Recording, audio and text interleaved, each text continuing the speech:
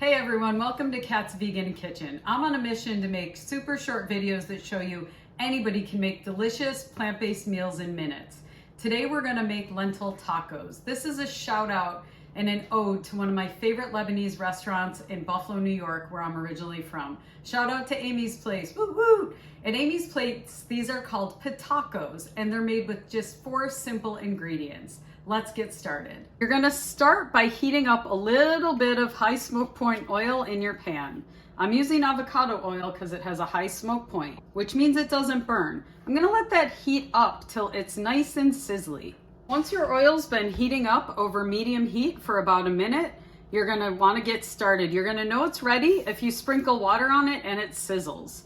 We're gonna throw in 1 green pepper, and about 3/4 cup of onion. Look how they're cut. Notice they're bigger chunks. You're gonna saute this over medium heat for maybe 3 minutes, just till it's cooked but firm. You want this to look like, if you've ever gone to the county fair, you want these peppers and onions to be like the guy selling the sausage with peppers and onions. And if you're from LA, where I live now, you want this to look like the shopping cart hot dog pepper and onions. You want to swish your peppers and onions around occasionally to make sure they don't stick or burn. And if you're on an oil-free diet, you just use a little bit of plant-based broth. I know my onions and peppers are getting ready because check it out. My pepper is nice and bright green and my onion is fragrant. Now I'm going to take about 2 cups of pre-cooked lentils. If you don't know how to cook lentils, look in the discussion below and I'll tell you how, but it's super easy. You can also buy pre-cooked lentils. Now you're gonna mix your lentils around with your peppers and onions.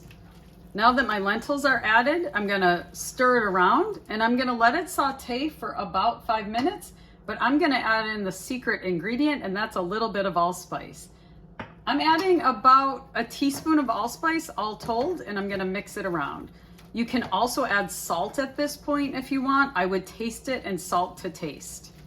I added salt to my cooked lentils, so I'm not gonna add any more. Okay, my pitaco mixture has been cooking for about 5 minutes, so it's time to stuff my pitacos. All right, now it's time to stuff up our pitacos. We're gonna take a scoop of our pitaco filling, and we are gonna put it in our favorite kind of pita. I'm using whole wheat pita just to keep it a little bit healthier. We're gonna sprinkle our favorite kind of vegan cheese on there. And if you want, you can add in tomato, or you can add in some Frank's hot sauce, keeping with the buffalo theme.